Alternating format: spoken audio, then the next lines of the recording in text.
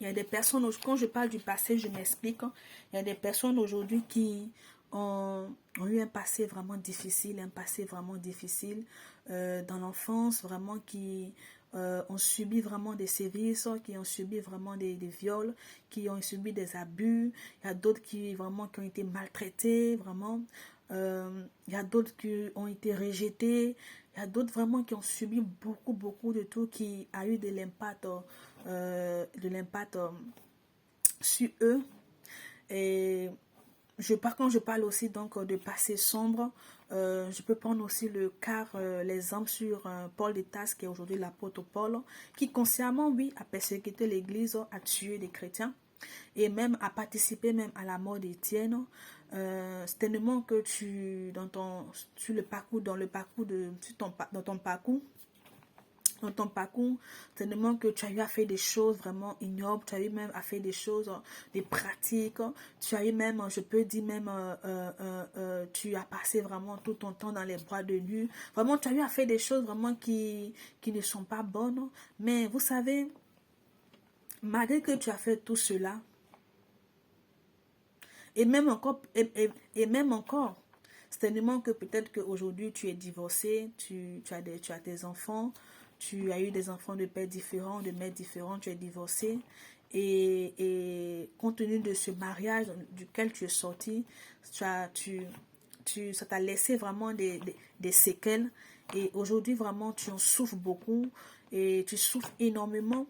Et cela t'empêche vraiment d'avancer. Bien que je ne conçois pas vraiment le divorce parce que moi-même je suis mariée et je bénis le Seigneur parce que c'est une grâce de Dieu. Et aussi, j'ouvre cette parenthèse pour dire à une soeur qui m'écoute, qui présentement peut-être que, ou à un frère, dont ça ne va pas dans le foyer, dont dans le foyer ça ne va pas, et peut-être que tu t'es dit, bon, j'ai tout fait, mais rien ne marche, donc tu as décidé comme solution le divorce. J'aimerais tout simplement te dire que le divorce ce n'est en aucun cas vraiment une bonne solution parce que ceci ne vient pas de Dieu. Parce que Dieu n'est pas pour le divorce, Dieu est pour l'union. S'il n'y a pas de danger, s'il n'y a pas un danger un danger de vie, je pense que le divorce n'a pas sa place. Tu me diras que certainement que j'ai essayé de changer l'homme ou avec la femme avec qui je suis, mais rien n'a évolué sur ce côté. J'aimerais tout simplement te dire que, tu sais, nul ne peut changer un autre. Un homme ne peut pas changer un autre homme parce que, vous savez, c'est Dieu qui a la capacité de le faire. On nous dit que c'est lui qui sonde les cœurs, c'est lui qui sonde les reins, c'est lui qui incline les cœurs. Et nous savons aussi que nous sommes de différentes familles et que nous avons été élevés vraiment je peux dire même pour d'autres, ils sont de différents pays, de différentes cultures. Et il y a tout cela aussi qui joue aussi. Donc, tout ce que vraiment tu dois faire, bien aimé, c'est tout simplement faire des sacrifices. Chacun doit faire vraiment l'effort. Tu me diras que oui, sur ce volet-là, vraiment, j'ai fait l'effort, mais rien n'a donné. Ça n'a pas marché. Ça n'a pas marché. Mais il faut que tu saches aussi que tu ne trouveras pas d'homme ou de femme sur mesure. Ça n'existe pas parce que nous sommes tous des êtres humains, nous avons des défauts, nous avons des qualités. Tu ne trouveras pas d'homme sur mesure parce que ça n'existe pas. Et puis tu me diras aussi que certainement que tu as prié, tu as fait tout ce que tu pouvais, mais tu as prié, rien n'a changé. Tu sais, bien-aimé, la Bible nous dit que le prophète Élie, il a prié avec insistance, plus de je ne sais pas combien de fois, et la pluie est tombée. Continue de prier parce que la prière paye toujours. Le roi Ézéchias a tourné son regard vers le Seigneur et Dieu l'a entendu. Je peux juste t'encourager de continuer. C'est vrai que c'est pas facile, c'est vrai que c'est difficile, mais si tu tiens à ton foyer, tu dois toujours te mettre à la brèche. Et puis ce que tu dois retenir, la Bible nous dit que on n'a pas à lutter contre la chair ni contre le sang, mais c'est contre les dominations et les principautés. Donc si toi tu relâches, tu auras donné la victoire au diable. Donc celui avec qui tu te bats, ce n'est pas contre ta partenaire ni contre ton partenaire, mais c'est contre les esprits vraiment qui en veulent à votre bonheur et à votre foyer. Donc tu dois tout simplement te lever et te tenir à la brèche et demander l'aide du Seigneur. Donc je referme la parenthèse. Donc pour ceux qui ont qui ont déjà divorcé, pour ceux qui ont subi vraiment tous ces sévices, qui ont eu un passé difficile, qui ont reçu depuis dans leur enfance des paroles de limitation, des personnes à qui on a dit tu ne vas pas avancer dans ta vie, tu n'es bon qu'à rien. Vraiment, toutes ces paroles-là résonnent en ces personnes-là et aujourd'hui, ça constitue comme un handicap. Ceci empêche ces personnes d'aller de l'avant, ceci empêche ces personnes ça les empêche d'évoluer dans leur vie. Malgré qu'ils ont accepté le Seigneur, parce que la Bible nous dit que si nous sommes en Christ, nous sommes une créature nouvelle. En principe, les choses anciennes sont passées. Malgré que ces personnes-là, ils savent cela, mais ils sont encore bloqués dans leur passé. Et pour d'autres même, c'est à cause du regard des uns et des autres, parce que même quand ils essaient d'avancer, il y a des gens autour qui sont là pour leur rappeler là où ils sont, pour leur rappeler leur passé, pour leur rappeler ce qu'ils ont fait dans le passé, pour leur rappeler tout cela. Et cela vraiment vient encore handicaper ces personnes-là. Ça vient encore vraiment les limiter encore et les empêcher vraiment donc d'accomplir véritablement les destinées et voir donc la réalisation de tous les projets que Dieu a conçus pour eux. J'aimerais dire à un frère et à une soeur qui m'écoutent aujourd'hui, bien-aimés, dans le livre de Jean 4, la Bible nous parle de la femme samaritaine. On nous dit que cette femme-là, elle a eu 5 maris, bien-aimés. Et lorsque elle conversait avec Jésus au puits, Jésus lui a dit donc donne-moi à boire. Et il lui a dit non, que si tu savais celui qui te demande à boire, tu lui aurais toi-même demandé à boire. Et elle s'est étonnée qu'il n'avait pas de truc pour pouvoir puiser l'eau. En fait, cette femme-là, elle avait une soif. Et la soif, c'était quoi? Elle avait cette soif de se marier. Elle avait soif vraiment de se caser dans un foyer. Elle avait soif vraiment de rester vraiment dans un foyer, vraiment d'être stable dans un foyer. C'était sa soif. Ce qui l'a emmené jusqu'à avoir 5 maris. Parce qu'avec le premier, ça n'a pas marché. Peut-être que le premier la battait. Elle a été avec le deuxième. Peut-être que le deuxième vraiment la dévalorisait avec des propos. Elle a eu le troisième et le quatrième. Ainsi de suite. Jusqu'au 5. Donc, elle a eu 5 divorces. Et elle était avec un 6e même qu'elle étudiait. Peut-être que un 6e même qui n'était pas son mari. Mais quand Jésus s'est révélé à cette femme-là, pourquoi est-ce que Jésus a pris l'exemple pourquoi est-ce que Jésus lui a parlé donc de son mariage? Il lui a fait comprendre, lorsqu'il lui a parlé de son mariage, il lui a parlé de la soif. En fait, lorsqu'il s'est présenté à cette femme-là, il s'est présenté en tant que la solution. Dans le sens où, cette femme-là, le problème n'était pas forcément les hommes, mais le problème était cette femme-là.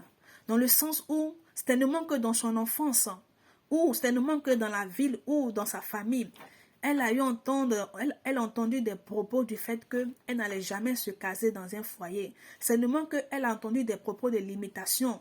Elle a eu entendre vraiment certains propos vraiment qui la dévalorisaient. Et cette femme-là, de par ses propos, de par ce qu'elle avait vécu vraiment dans le passé, elle voulait véritablement se stabiliser. C'est seulement que pour montrer aux gens aussi qu'elle pouvait aussi vraiment le faire. Mais cette femme-là était blessée.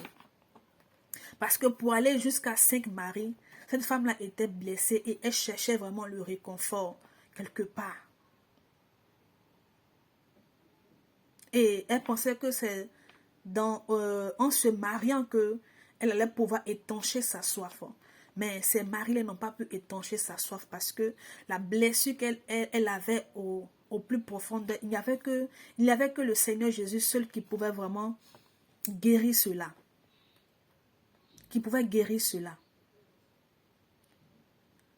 C'est pour cela que, après la conversation avec le Seigneur, cette femme, on nous dit qu'elle a laissé tout ce qu'elle avait. Elle était partie puiser l'eau avec et elle a couru dans la ville. Elle est allée, bien aimée, tu sais, malgré peut-être que le regard des gens dans la ville la concernant, malgré ce que les gens disaient sur elle. Mais cette femme-là, elle n'a pas regardé à cela parce que elle venait de recevoir la source d'eau vive. Elle venait d'être désaltérée par le Seigneur Jésus. Elle venait d'être restaurée profondément. C'est pour cela qu'elle a couru, elle a laissé son seau et elle est partie annoncer l'évangile. Elle n'a pas tenu compte vraiment de sa situation. Elle n'a pas tenu compte vraiment du fait que vraiment elle n'était pas habilitée parce qu'elle avait déjà fait 5 divorces. Du fait que vraiment, tout le monde connaissait sa vie. Mais cette femme-là a couru et elle est partie annoncer l'évangile. Elle n'a pas laissé son passé vraiment, ce jour-là vraiment, dicter ce qu'elle devait faire. Parce qu'elle avait rencontré la source d'eau vive. Et ça a été le cas aussi de l'apôtre Paul. Ça a été le cas de l'apôtre Paul. Vous savez, la Bible nous dit que Dieu n'est plus nous préoccuper des choses anciennes. Parce que Dieu va faire de nouvelles choses. Il fera de nouvelles choses. Bien-aimé, tu as une destinée à accomplir. Tu as des projets à réaliser que le Seigneur a conçus pour toi.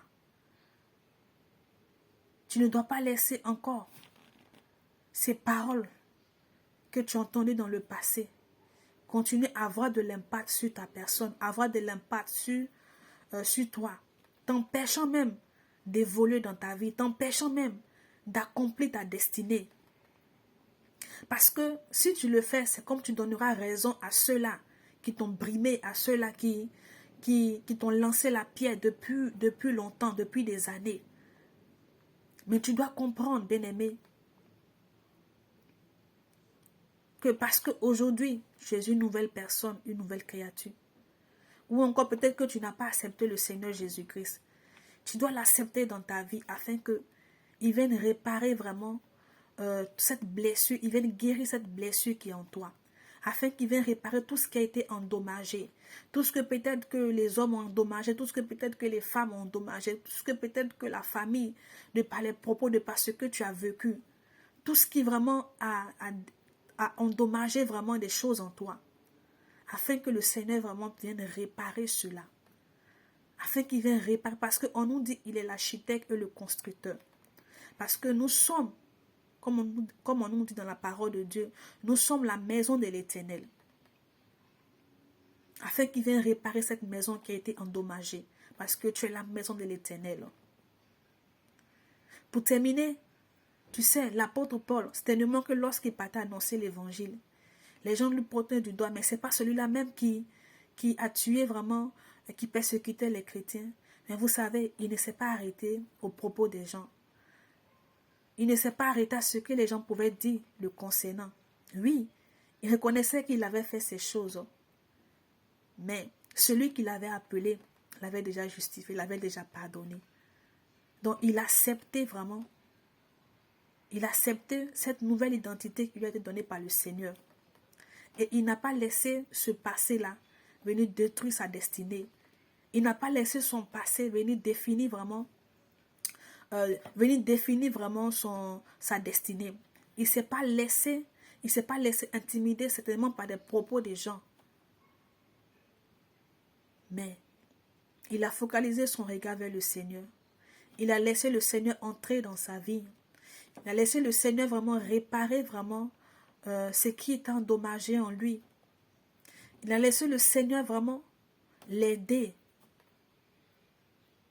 Et c'est ainsi qu'il a accompli sa destinée. J'aimerais tout simplement t'inviter à retourner ton regard vers le Seigneur et non vers ce que tu as vécu dans le passé. À regarder vers le Seigneur et à ne pas te préoccuper de ce que les uns et les autres peuvent dire te concernant au niveau de ton passé. Tu dois te préoccuper de ce que Dieu dit de toi. Parce que tu as de la valeur aux yeux de Dieu. Oui, tu as de la valeur. Même si on ne te l'a jamais dit. Mais laisse-moi te dire que tu as de la valeur aux yeux de Dieu. Et parce que tu as de la valeur à ses yeux et que tu es la prunelle de ses yeux, le Seigneur veille sur toi. Il veille à te faire entrer véritablement dans l'accomplissement des projets qu'il a conçus pour toi. Il est temps que tu laisses le passé et que tu avances. Et que tu avances. C'était juste partager ce message avec vous. Shalom.